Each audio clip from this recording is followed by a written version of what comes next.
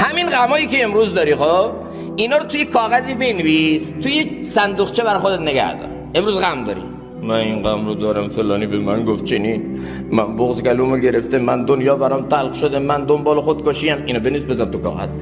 امروز ماشینم پنچر شد، لاستیکام گرون شده فلان، اینم بنویس بذار تو. من امروز نمیدونم فلان، اینم بنویس بذار تو کاغذ. 10 سال بعد صندوقچه رو باز کن، غمای 10 سال پیش رو بخون. چه حسی به دست میده؟ بگید میخندی. 10 سال پیش برای چی غم میخوردم؟ این غمای دنیا غم حقیقی نیست. چرا؟ غم کارگر برای من خنده داره، غم من مولوی برای کارگر خنده داره، غم دکتر برای پرستار خنده داره، غم پرستار برای دکتر خنده داره، غم یه مجرد برای متأهل خنده داره. جواب اسمس همون نده، خب به درک نداده. ای بابا ما رو کشته با پیام مکاشتی زمینی بگیرید گوشت فلان بیارید، یه لیست میده، هر روز میرم خونه آرزوم همینه که به این پیام بگی نه، این غم میخوره که پیام نداد. خود نداده که نداد.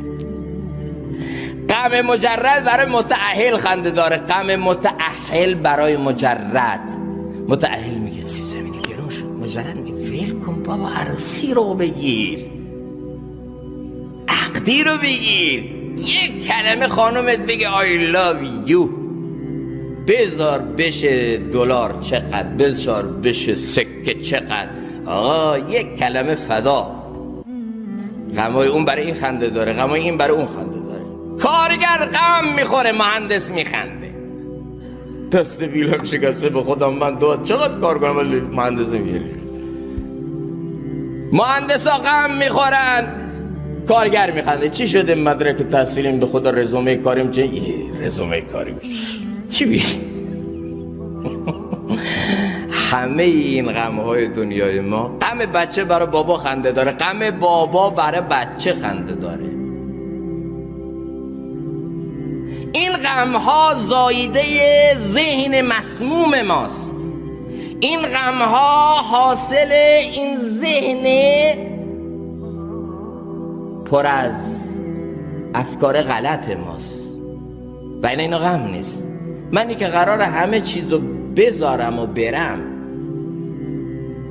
و هیچی این دنیا مال من نیست، چرا برای چیزی که مال من نیست غم بخورم؟ ببینید ماشین من اگر کنار خیابون خط بیفته، گویا بر روح و روانم خط افتاده. مثل